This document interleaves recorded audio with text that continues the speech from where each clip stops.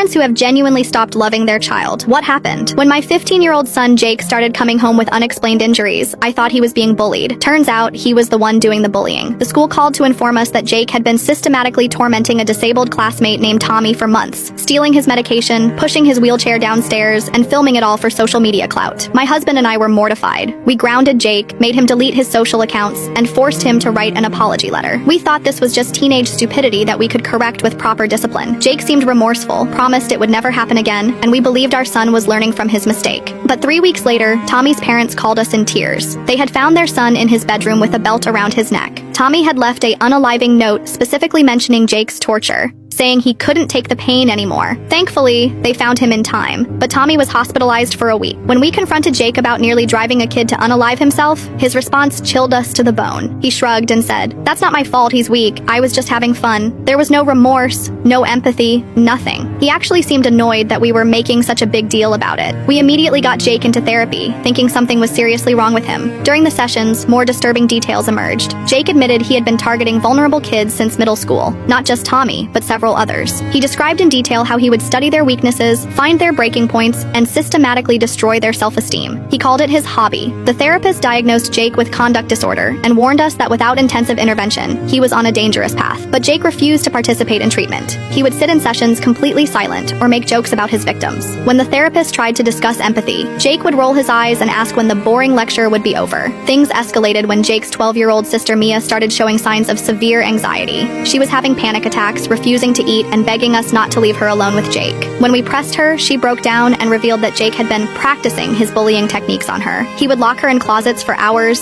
tell her graphic stories about how he was going to hurt her friends, and force her to watch videos of animal abuse while laughing at her tears. The breaking point came when we installed security cameras after Mia's hamster mysteriously died. The footage showed Jake suffocating the animal with his bare hands while Mia slept, then carefully placing it back in the cage to make it look natural. When confronted, Jake didn't deny it. He smiled and said, "You should see what I did to the neighbor's cat last month." That same week, we discovered Jake's trophy collection hidden in his closet. Photos of every kid he had tormented, including close-ups of them crying. The final straw was finding his detailed plans to graduate from animals and kids to bigger targets. His journal contained step-by-step strategies for causing maximum psychological damage to adults, including specific plans targeting me, my husband, and several teachers. When we tried to have him committed, Jake calmly told the intake counselor that he would make us pay for betraying him. Jake is now 17 and has been in and out of juvenile facilities for escalating violent behavior. Each time he's released, he contacts us with new threats, more sophisticated plans for revenge. Mia is in intensive therapy and still wakes up screaming his name. We've moved twice and live in constant fear of the day he turns 18 and is released as an adult. The sweet little boy who used to bring me flowers is gone.